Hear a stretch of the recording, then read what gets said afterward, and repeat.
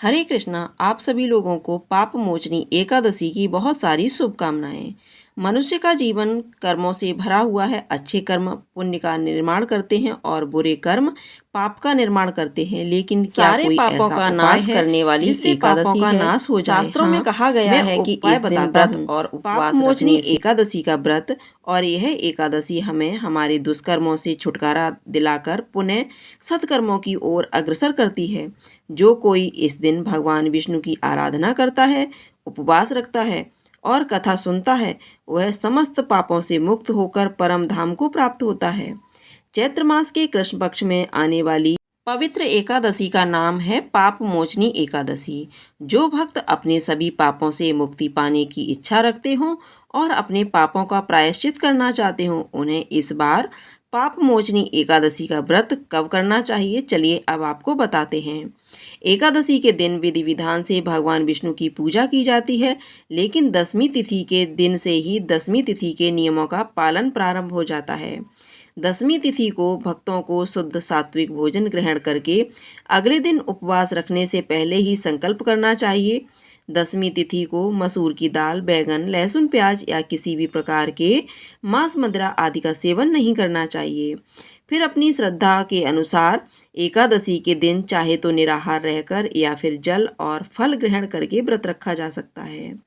संभावित हो तो रात्रि जागरण करें, तुलसी माता की पूजा करें, लेकिन तुलसी जी में एकादशी के दिन जल अर्पित ना करें। एकादशी से एक दिन पहले यानी दसवीं तिथि को ही तुलसी के पत्ते तोड़कर रख लें, क्योंकि भगवान के भोग में तुलसी के पत्तों का होना अनिवार्य है। और फिर अगले दिन द्वादशी तिथि को शुभ मुहूर्त में पूजा करके शुभ मुहूर्त के अंदर अंदर अपने व्रत का पारण करें। तुलसी के पत्ते, जल या मिश्री या पंचामृत से व्रत का पारण करना चाहिए। इस बार एकादशी के दिन बहुत ही शुभ योग बन रहे हैं, लेकिन एकादशी की तिथि को लेकर काफ़ी असमंजस है। आप इस बार एकादशी का व्रत किस दिन रखेंगे, यह भी कमेंट बॉक्स में ज़रूर बताइएगा। तो चलिए शुरू करते हैं आज के इस वीडियो को। इस बार एकादशी तिथि प्रारंभ होगी 25 मार्च दिन मंगलवार को सुबह 5:06 से और एकादशी की तिथि समाप्त होगी 26 मार्च बुधवार को सुबह 3:45 पर। एकादशी की तिथि इस बार 2 दिन है। ऐसे में व्रत रखने की तिथि को लेकर बहुत ज़्यादा असमंजस बना हुआ है, लेकिन कौन सी तिथि में आपको व्रत रखना है बताते हैं। इस बार पाप मोचनी एकादशी का व्रत 25 मार्च मंगलवार को और 26 मार्च बुधवार को दोनों ही दिन रखा जाएगा। 25 मार्च मंगलवार के दिन एकादशी सारा दिन रहेगी, सूर्योदय से पहले, लेकिन दसवीं तिथि भी है और जब भी दसवीं तिथि के साथ एकादशी का संयोग होता है तो जो भी वैष्णव जन हैं वह इस दिन उपवास नहीं रखते हैं। ऐसे में वैष्णव एकादशी का व्रत रहेगा 26 मार्च बुधवार को। आप चाहे तो दोनों ही तिथियों में व्रत रख सकते हैं, दोनों ही तिथियां सही हैं।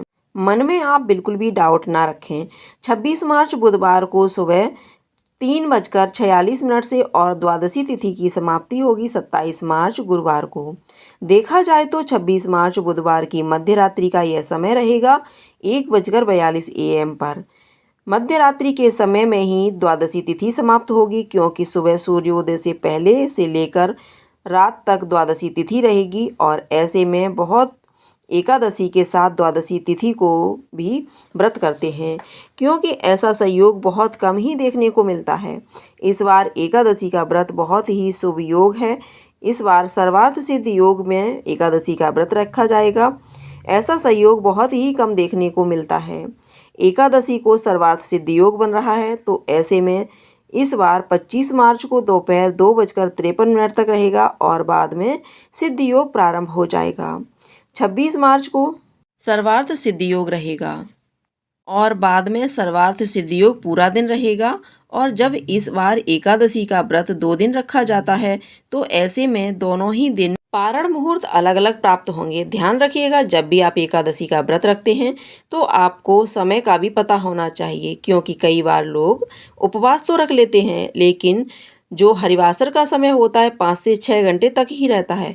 इस अवधि में व्रत नहीं खोलना चाहिए और जो लोग इस बार 25 मार्च मंगलवार को पाप मोचनी एकादशी का व्रत रखेंगे।